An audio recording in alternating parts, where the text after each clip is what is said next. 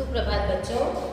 आज हम अपनी पाठ्य पुस्तक में पाठ 7 पापा खो गए, ये एक नाटक है जो विजय तेंदुलकर द्वारा लिखा गया है।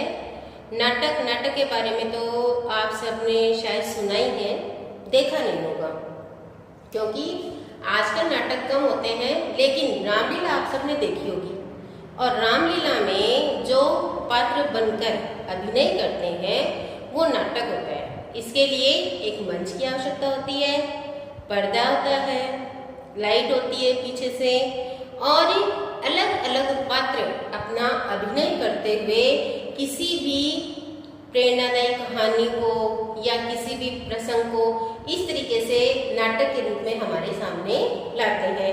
जैसे अपने बहुत बड़े अपने रामायण है, महाभारत है, तो इनको नाटक के रूप में, रामलीला के रूप में हमें दिखाया जाता है।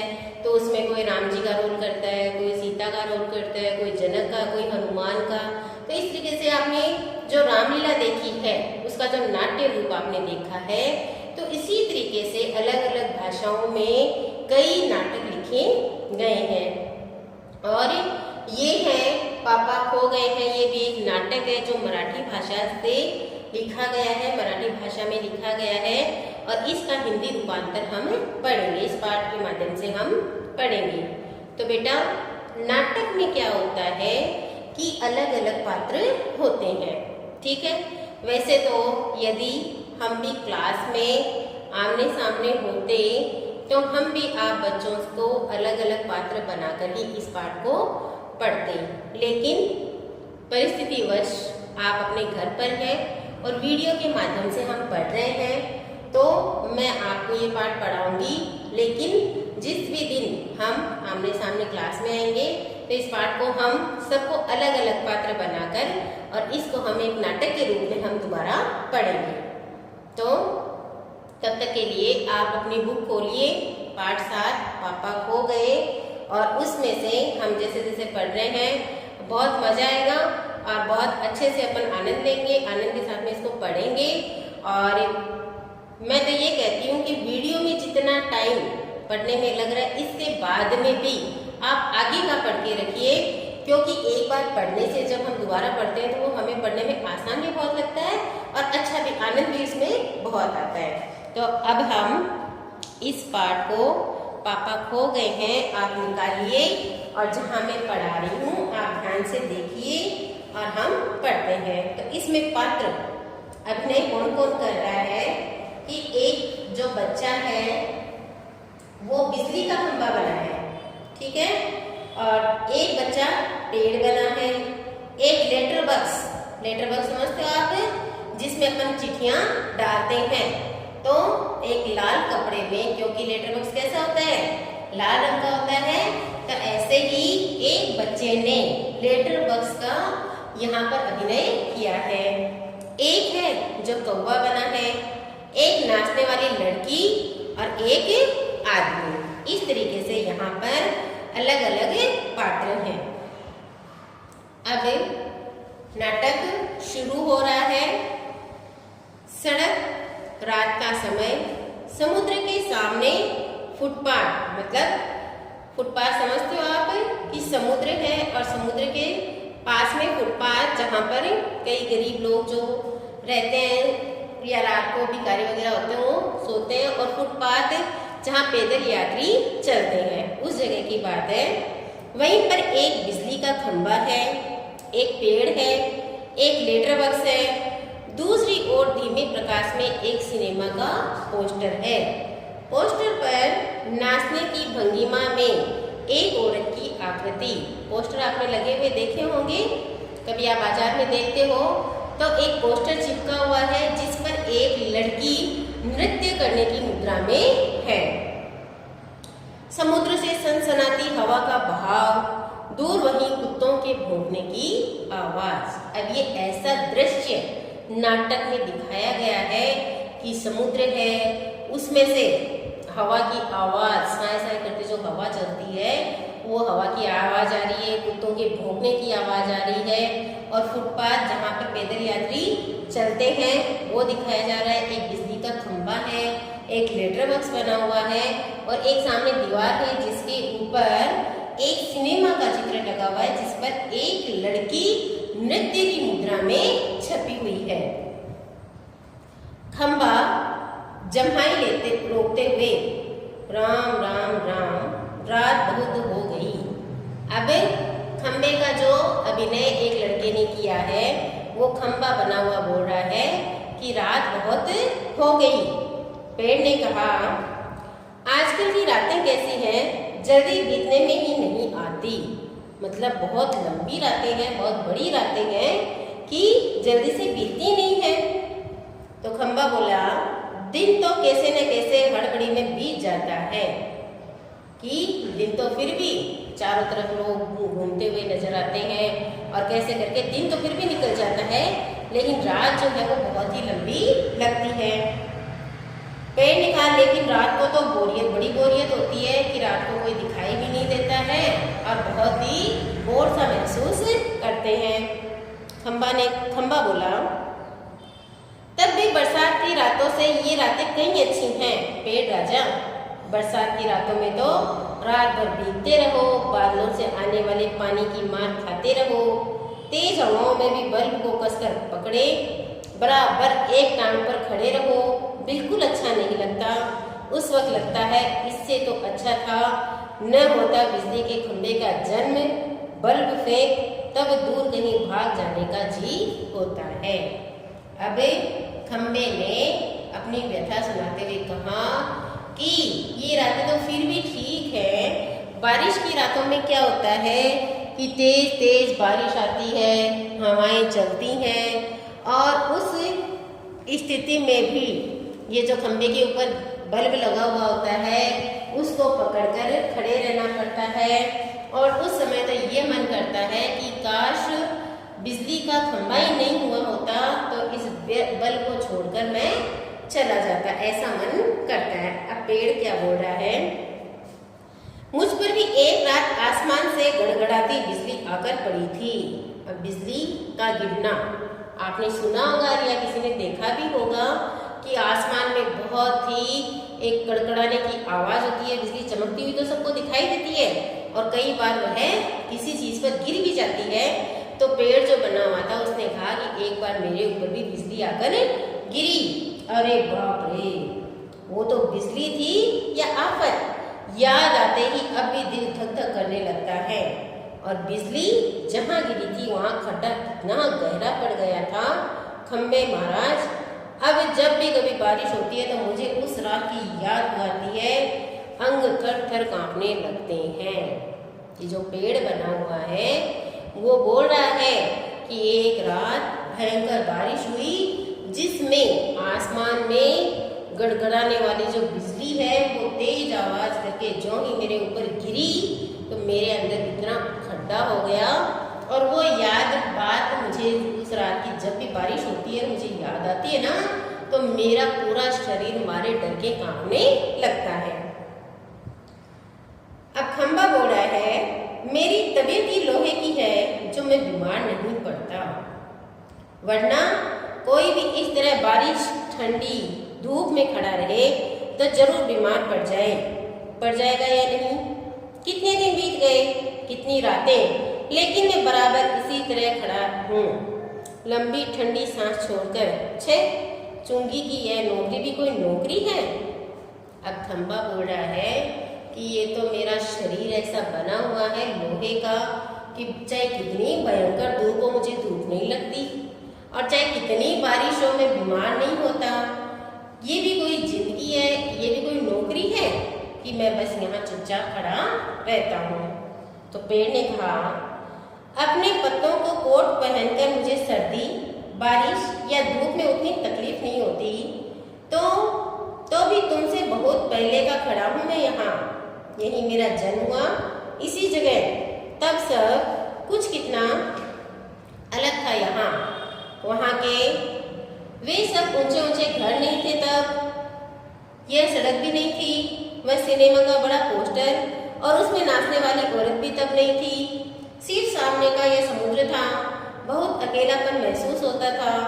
तुम्हें जब यहाँ लाकर खड़ा किया तो सोचा चलो कोई साथी मिलना, इतना ही सही। लेकिन वो भी कहाँ, तुम शुरू में तो मुझसे बोलने को ही नहीं तैयार थे। मैंने बहुत बार कोशिश की पर तुम्हारी अकड़ जहाँ थी वहीं कायम। बाद में मैंने भी सोच लिया इसकी नाक इतनी ऊंची है तो रहने दो, मैंने भी कभी आवाज़ नहीं लगाई। हाँ, अपना भी स्वभाव जरा ऐसा ही है। अब देखिए ये जो बिजली का खंभा, पेड़, ये कुछ लड़के हैं वो बने हुए हैं और मतलब चीज़ों का मानवीकरण कर दिया गया। यहाँ पर चीज़ों को इंसानों को चीज़ों के रूप में बोलने के लिए यहाँ पर पात्रों के माध्यम से हमें बताया गया है कि पेड़ बोल रहा है कि तुम तो मेरे बाद में आए हो, मैं तो यहाँ कब से हूँ, मेरा तो जन्म ही यहाँ हुआ, मतलब मैं तो यहीं उगा हूँ। और जिस समय मेरा यहाँ जन्म हुआ उस समय में यहाँ कोई नहीं था, सिर्फ ये समुद्र था। तुम्हें भी बाद में लगाया गया था और जब तुम्हें यहाँ पर सड़क के किनारे लगाया गया तो मुझे थोड़ी सी खुशी हुई कि अब मुझे कोई यहाँ नया साथी मिल गया है। लेकिन तुम्हारे तो तेवर ही बदले हुए थे, तुम बात करने के लिए तैयार नहीं थे। मैंने तुमसे कई बार बात करने की कोशिश की लेकिन तुमने बात नहीं करनी चाहिए, तो फिर मैंने भी छोड़ दिया क्योंकि मेरा भी स्वभाव कुछ ऐसा ही है। अब खंबा क्या जवाब दे रहा है, और एक दिन जब आंधी पानी में मैं बिल्कुल तुम्हारे ऊपर ही आ पड़ा तो ये खंबे को ध्यान आया कि एक दिन भयंकर वाली आंधी आई थी और बारिश आई थी। तब हवा के जोर से जब मैं आकर तुम्हारे ऊपर पड़ा, किसके ऊपर, पेड़ के ऊपर, तो पेड़ ने कहा बाप रे कैसा था वो आंधी पानी का तूफान। अब मतलब वो कैसा तूफान था उसको याद करते ही उसके रोंगटे खड़े हो गए। तो खंबा बोला तुम खड़े थे इसलिए मैं कुछ संभल गया। हाँ, तुमने मुझे ऊपर झेल लिया, वह अच्छा हुआ, चाहे तुम खुद काफी जख्मी हो गए। बाद में मेरा गरूर भी झड़ गया और अपनी दोस्ती हो गई कि पहले तो मैं तुमसे बात भी नहीं करता था, पेड़ से खंबा बोल रहा है, लेकिन वो तूफानी रात का आना और मेरा तुम्हारे ऊपर गिरना, ये तो तुम बीच में थे इसलिए मैं संभल गया। हालांकि मेरे गिरने से तुम्हारे जख्म तो काफी हुए थे, काफी घाव हो गए थे, लेकिन तुम्हारी वजह से मैं बच गया और मेरा जो नशा था, जो घमंड था, वो भी चूर चूर हो गया और इसके बाद में मैंने तुमसे दोस्ती कर ली। पेड़ हवा आज भी बहुत है, ऐसे हाँ में इशारा करते हुए कहा कि आज भी हवा बहुत तेज है। अब दोनों चुपचाप खड़े हैं, दोनों चुप खड़े हैं। हवा की आवाज, कुत्ते का भौंकना, पोस्टर पर बनी नाचने वाली औरत टेढ़ी हो जाती है, उसके घुंघरू बजते हैं, वह फिर पहले की तरह स्थिर हो जाती है। लेटर बॉक्स किसी दोहे का एक चरण गुनगुनाता है और रुक जाता है। अब वहाँ पर ये 3-4 पात्र थे, उनमें से नाचने वाली जो लड़की है वो थोड़ी टेढ़ी हो जाती है। कौवा बोल रहा है पेड़ के पीछे से झांककर, कौन है जो रात के वक्त इतनी मीठी आवाजें लगाकर मेरी नींद खराब करता है, जरा भर चैन नहीं इन्हें, कौवा बोल रहा है। तो लेटर बॉक्स ने कहा मीठी आवाज में नहीं गाए तो इस कौवे जैसी कर्कश काम करे। मतलब वहाँ जो लेटर बॉक्स खड़ा है वो कुछ दोहे को गुनगुना रहा है और उसके गुनगुनाने की आवाज से कौवा जाकर बोल रहा है कि कौन है जो रात को इतनी मीठी आवाज में गा रहा है। तो इसके जवाब में लेटर बॉक्स ने कहा कि क्या मैं मीठी आवाज में नहीं गाऊं तो तुम्हारी तरह कड़वी आवाज में काम कहाँ करूं। कहता है जरा भी चैन नहीं, पेट में हाथ डालकर एक पत्र निकालता है, धीरे से जीभ को लगाकर खोलता है, उसमें से कागज निकालकर रोशनी में पढ़ने लगता है। कौन? Letter box. जो लाल रंग का डिब्बा है वो अपने अंदर से एक लेटर निकालता है, एक पत्र निकालता है और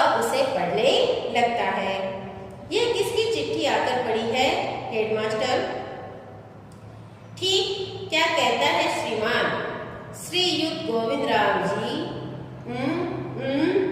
आपका लड़का परीक्षित पढ़ाई में काफी कमजोर है। क्लास में उसका ध्यान पढ़ाई में बिल्कुल नहीं रहता। इसकी बजाय उसे क्लास में से गायब रहकर बंटे खेलना ज्यादा अच्छा लगता है। आप एक बार खुद आकर मुझसे मिलिए। परीक्षित के पापा हेडमास्टर से मिल भी लेंगे तो क्या हो जाएगा? स्कूल में बच्चे पढ़े नहीं, क्लास से गायब रहकर बंटे खेलते हैं। इसका क्या मतलब? फीस के पैसे क्या फोकट में आते हैं? सभी पापा लोग ऑफिस में इतना काम करते हैं, तब कहीं जाकर मिलते हैं पैसे। उन्हें ये बच्चे फोकट के समझे, आखिर क्यों? मुझे हेडमास्टर होना चाहिए था। इस परीक्षित के होश तब में अच्छी तरह ठिकाने लगा था। वह पत्र रखकर दूसरा पत्र निकालता है। यह किसका है? तो यहाँ पर लेटर बॉक्स जो बना हुआ है, मतलब जिसमें लोग अपने लाल डिब्बा जो होता है उसमें अपने पत्र डालते हैं, तो लेटर बॉक्स ने अपने अंदर से एक चिट्ठी उठाकर खोली और उसको पढ़ा। तो पढ़ने से उसे लगा कि यह किसी विद्यालय के हेडमास्टर द्वारा लिखी गई है और इस चिट्ठी में हेडमास्टर साहब ने परीक्षित नाम का जो बच्चा है उसकी शिकायत करते हुए उसके पापा को एक चिट्ठी लिखी है कि परीक्षित जो है उसका क्लास में ध्यान बिल्कुल नहीं रहता। वह बंटे खेलने में, कंचे खेलने में ज़्यादा उसका इंटरेस्ट रहता है, उसको ज़्यादा अच्छा लगता है। स्कूल आने के बहाने वह विद्यालय से गायब होकर, कक्षा से गायब होकर खेलने चला जाता है। यदि इसी तरीके से रहा तो आप एक बार आकर हमसे मिलिए। तो लेटर बॉक्स कह रहा है कि मिलने से क्या होगा? यदि परीक्षित के पापा स्कूल में जाकर हेडमास्टर साहब से मिल भी लेंगे तो क्या होगा?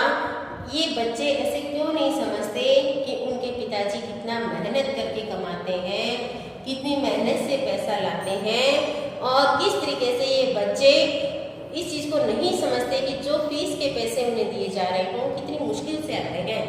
वही हम आपसे कहते हैं कि जब अपन स्कूल आते थे कि चलो बच्चों पढ़ो, फीस के जो पैसे लग रहे हैं पिताजी कितनी मेहनत से ला रहे हैं। और यदि जब हम स्कूल में आ ही गए हैं, हालांकि अपने में से कोई भी बच्चे ऐसे नहीं हैं, आप रोज़ नियमित रूप से क्लास में आते हो और क्लास में आकर हमारा काम है विद्यालय में आकर पढ़ना, तो क्यों ना हम पढ़ाई करें ताकि जो अपने पेरेंट्स के फीस के पैसे लग रहे हैं वो व्यर्थ ना जाएं, क्योंकि ये पैसे अपने पिताजी बहुत ही मेहनत से कमाते हैं। तो लेटर बॉक्स की बात सुनकर खंबे ने कहा, क्यों लाता हूँ? आज किस किस के पत्र चोरी चोरी पढ़ते रहे कि आज आप किस किस के पत्र अपने अंदर से निकाल कर पढ़ रहे हो? तो लेटर बॉक्स ने आश्चर्य से कहा, चोरी चोरी किस लिए? सभी चिट्ठियाँ मेरे ही तो कब्जे में होती हैं। अच्छी तरह रोज रोज पढ़ता हूँ कि इसमें चोरी की क्या बात है? लोग अपनी चिट्ठियों को मेरे अंदर ही तो डालकर जाते हैं और जब तक ये मेरे पास है तब तक ये मेरी है, तो मैं इन्हें आराम से रोज ही पढ़ता हूँ।